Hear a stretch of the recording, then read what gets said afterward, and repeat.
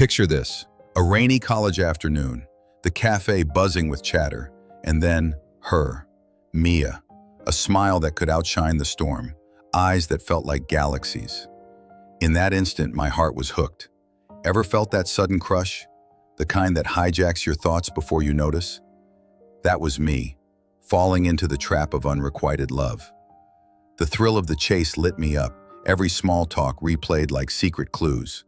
Sound familiar? Chasing the unreachable. At first it felt harmless. I liked her posts, timed accidental meetups, and hoped to catch her gaze across the cafe. Then came the leap. I asked her out. Her answer? A cold, quick, as friends. That should have ended it, but hope is a stubborn liar.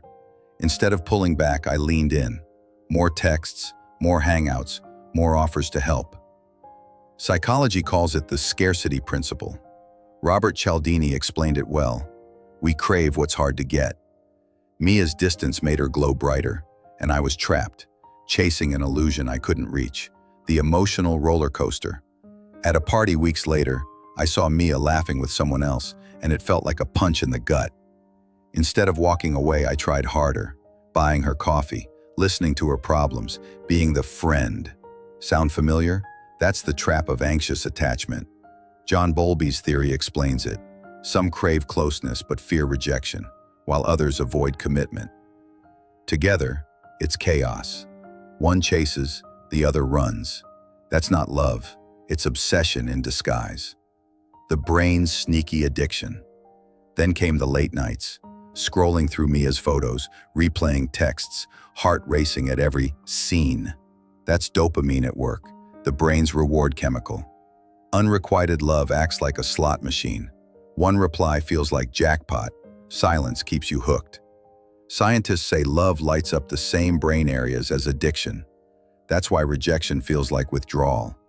Sleepless nights, racing thoughts, aching emptiness, twisting reality to cope. Here's the wild part. I told myself Mia was just playing hard to get. That's cognitive dissonance, a term from psychologist Leon Festinger. When what we want clashes with reality, we twist the story to feel better. I saw her coldness as mystery, her silence as shyness. Ever done that? Turning neglect into something special? It's our brain's trick to protect our ego, making rejection easier to ignore while keeping us hooked on the chase. The role of self-worth. Think about your own Mia. Maybe it was a coworker, an ex, or a friend who left you hanging. Why did you stay? For me, it boiled down to self-worth. Research published in the Journal of Personality and Social Psychology shows that unrequited love often ties to low self-esteem. When we don't feel worthy, we chase the unavailable, hoping their eventual approval will prove our value. If Mia finally noticed me, I'd feel validated. But here's the harsh truth. It rarely happens. Mia eventually said it outright. I'm not interested. It stung like a knife.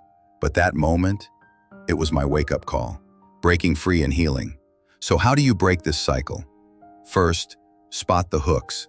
Journaling helps uncover patterns you keep falling into. Therapy, whether traditional or through online platforms, can help unpack attachment styles. Surround yourself with people who actually reciprocate your energy. Build a foundation of mutual respect, and most importantly, practice self-compassion. Psychologist Kristen Neff's research shows that being kind to yourself softens the blow of rejection. Remind yourself, falling for the wrong person isn't failure, it's human. Each heartbreak teaches us what we deserve and what we should avoid. In conclusion, my Mia saga wasn't a love story, it was a lesson.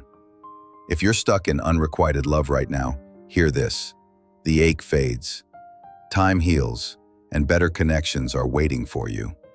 Sometimes the heartbreak is the greatest teacher, showing us that growth hides in the shadows of rejection. So what's your story? Have you fallen for someone who didn't care back? Share it, because healing often starts with realizing we're not alone. If you found this video helpful, tap the bell icon for more content. Share your thoughts in the comments, and thank you for watching.